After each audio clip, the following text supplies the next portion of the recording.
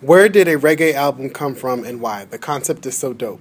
Well, we were originally working on solo albums separately with Kemar McGregor, who is a reggae producer. And we just said, hey, you know, reggae was something that we wanted to do based on the compilation CD that we were both going to be on, but we just said, hey, we should just do, you know, just great minds thinking, you know, and having ideas. We just say, hey, let's do it together. It's never been done. It was all Syleena's idea. I have nothing to do with it. Oh, Lies. hey. All lies.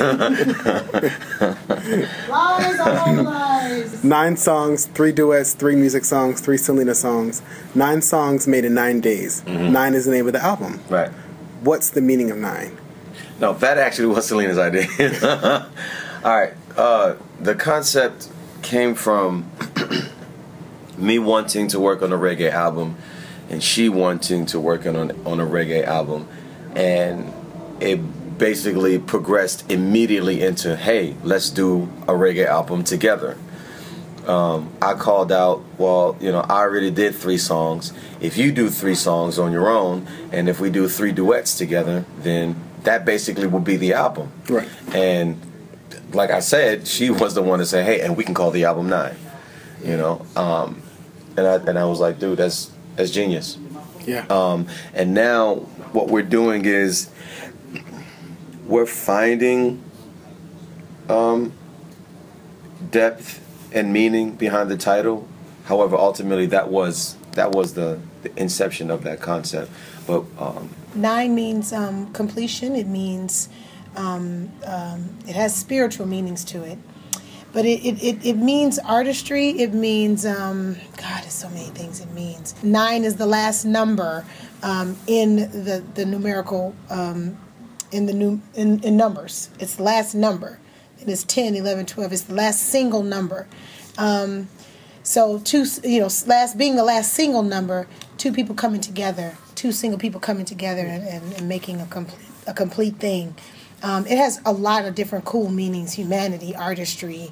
There were 9 archangels. You know, there's a lot of symbolic things, but you know, music just came off the dome. Like, let's just do 9 songs. That's it. And I was like, let's just call it 9. And then we went from there, which will be released on July 9th.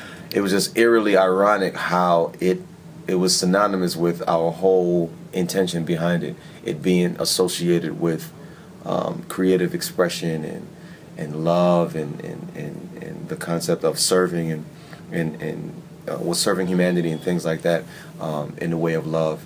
And it's in so many ways that word and what that number and what that number represents, and you know, different trains of thought and different theoretical perspectives, you know, numerology and things like that. It's amazing how it's so associated with a lot of the things that is the purpose of why we're doing what we're doing on this project. You know, using reggae music, roots reggae music, but presenting it on a more pop platform, you know, but still being soulful with it. You know, I just think that it's such a genius idea, and for everything to fall the way that it's falling, and it's not really a lot of work. You know, it's a lot of work. Let me just rephrase that. It is a lot of work, but it don't feel like it's a lot of work because all of this stuff is coming so naturally. How did music get involved?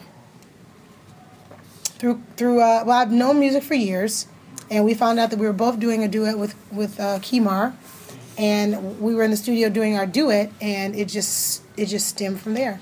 It just spearheaded from there. We have a creative and artistic chemistry that is just undeniable. We always have, and both of us were born in the 9th month of the year. We're both born in September.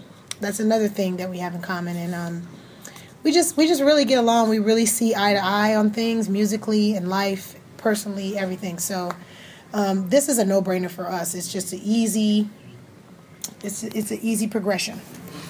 You were really hyped in the clip of you guys recording The Promise. So how did you kind of get involved with this?